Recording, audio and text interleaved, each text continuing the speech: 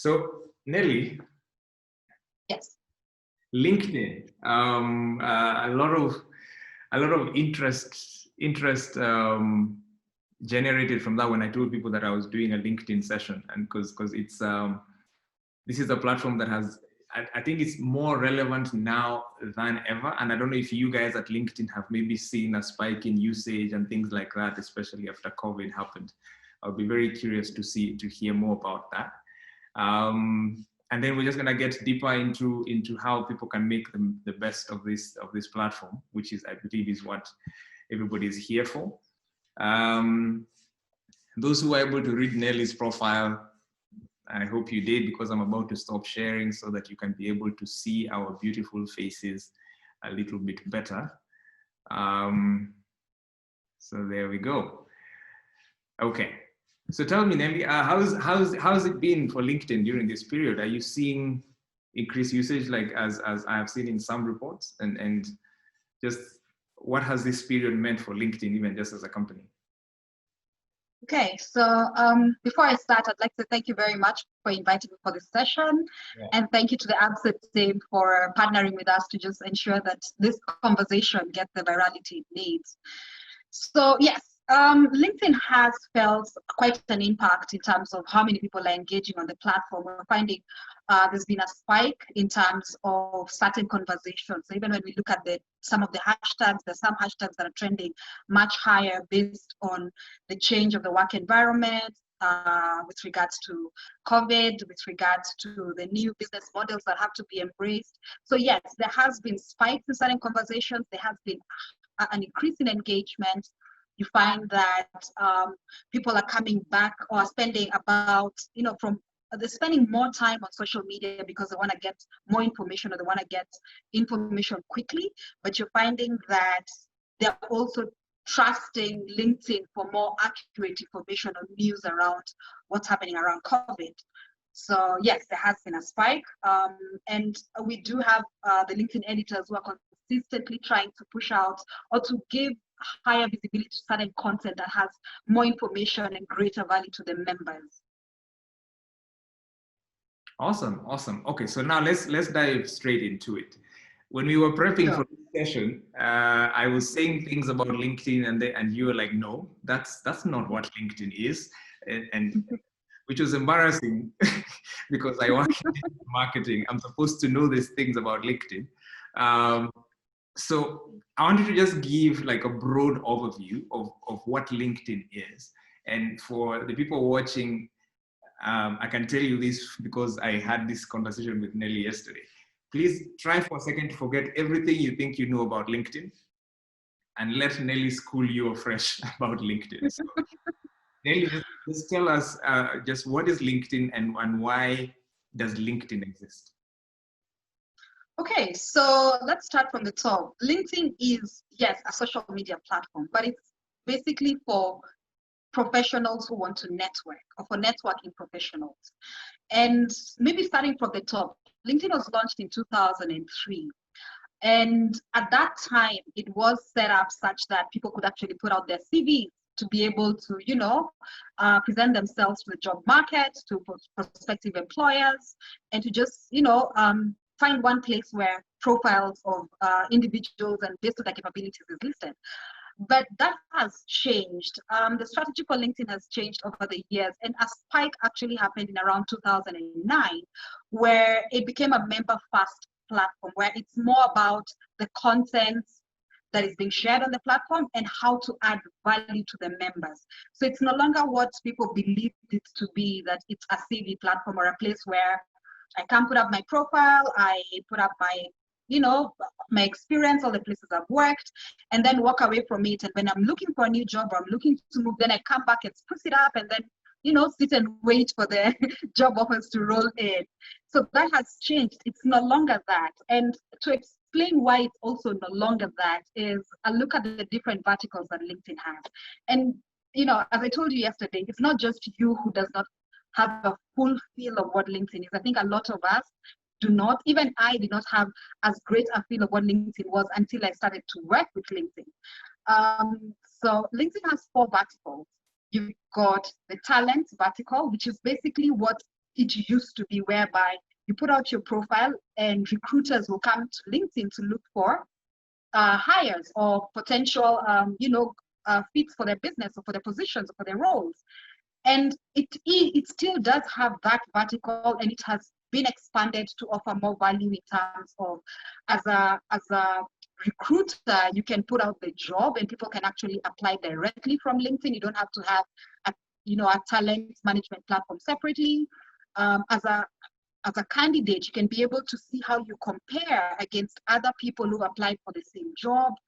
You can be able to, be notified. You can set up alerts for certain jobs when they're put up. You say you look for a job in a particular vertical or in a particular company or in a particular industry. You can set up some alerts. So that's one vertical. And then we have another vertical, which is the Sales Navigator vertical. Sales Navigator platform is basically for salespeople. It enables I would say people who are in sales to be able to make contact with potential leads, or being able to prospect correctly and get the right contact. Look at it this way. Maybe you're selling a product and you're looking to reach the procurement person or the head of marketing or the CEO. And this is not someone who you already have a connection with, or you know personally, or someone can introduce you to. But if you have this access, you have the premium access to the Sales Navigator, then you're able to search either by company, you're able to search by job role, you're able to search by country. So say, for example, you're looking for, you in Kenya right now, are looking for a chief marketing officer for, I don't know, let's pick a company in Uganda, Bank of Uganda, Central Bank of Uganda. You can easily go onto LinkedIn and enter those fields and find that person. Or you can be able to enter the company and put a profile of, I'm looking at anyone in the CXO position, and you find them. And from the Sales Navigator platform, you can even go a step further and send them an email, which is ideally an email through the LinkedIn platform, which allows you to put up to 8,000 characters, but we recommend, or rather the platform recommends that you put, 500 characters to be able to communicate with this person to start a conversation. And at the same time, just keep tracking them. So those are two. Then we have the one that we represent, myself and Turn Left Media in East Africa, in Africa. That's LinkedIn Marketing Solutions. So sometimes I've actually found when people don't actually know that there are ads that run on LinkedIn, or don't know which are the ads on LinkedIn. So LinkedIn has, I would say, 7 core advertising ad units and products, which actually multiply when you look at the different ways you can use those ads. So you can end up getting about 13 different types of ad formats. And those ad formats enable you now to increase your reach, or to increase the reach of your communication, or your product or your offer. So ideally, you are able to run advertising on LinkedIn targeting a particular category. Say, for example, you want to target business travelers. That's an option available. Say you want to target, maybe you just want to target the CXO, or maybe you want to target entry-level people. So you're able to run ads and target these specific people. So that's a third vertical within LinkedIn. Then we have the fourth and final vertical, which is LinkedIn Learning. Now, a lot of people who, let's even say in the last, I would say 7-10 years, who have been getting into digital marketing know about lynda.com. So Lynda was an online e-learning platform for digital marketing, but it was acquired by LinkedIn and has expanded to offer more than just training on digital marketing. It offers training on technology, on AI, on venture design, on drawing, on leadership. So it's got a wealth of content. There's continuously new content being put on that. So LinkedIn Learning is also another vertical within the LinkedIn platform. So when you look at LinkedIn, it's not just the CV platform that it used to be, or what people thought it was. It's got this amazing different facets that you can take advantage of from an individual perspective or from a business perspective, to basically help you move forward in your professional journey, whether you're a brand manager or you're a CEO or you're a candidate looking for a position. So I hope that kind of gives you a feel of who LinkedIn is. Maybe also one other thing to add is LinkedIn has 690 million members across the world, and in Africa we've got 36 million, and that's as at May this year. We've got 2 members joining. We've got a member joining LinkedIn every 2 seconds. So that's also something else to think about. The community has been growing and continues to grow. So yeah, I think that was what I wanted to add.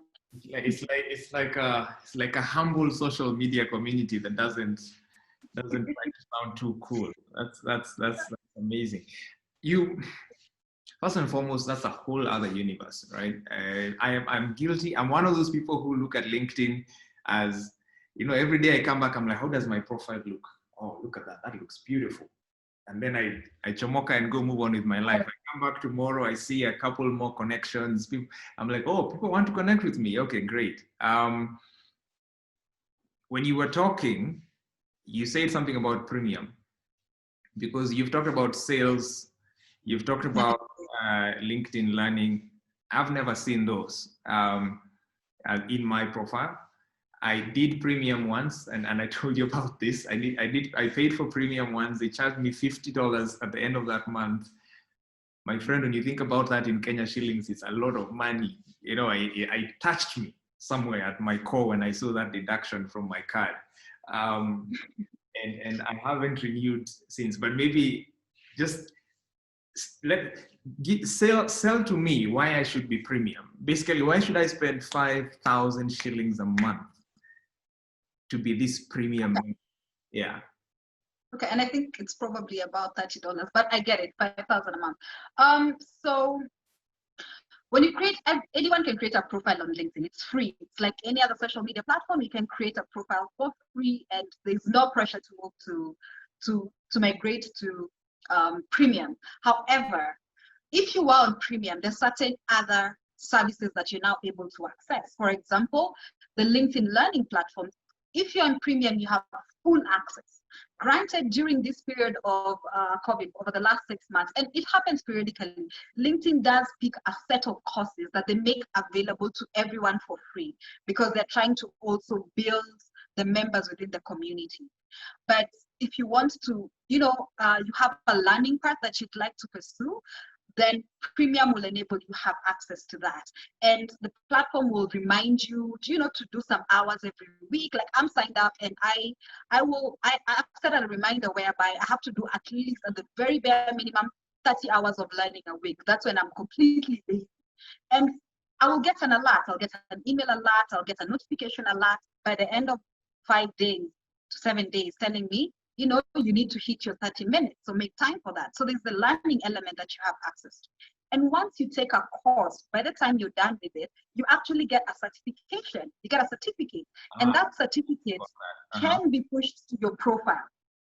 So you can push that to your profile and add it to your personal profile on LinkedIn. So when someone is looking at your profile, they'll see your experience, they will see, your skills, your publications, everything that you put in, plus that certification for that particular course that you've taken. And I so only that get that if I'm on premium. I only get that if I'm on premium. Yes, if you take a course on premium. But even on the free courses, if you do the free courses, the certificate is still available at the end of it. But on premium, you have a wider range of courses to take. Okay. Sorry, go ahead. No, it's fine. Go ahead.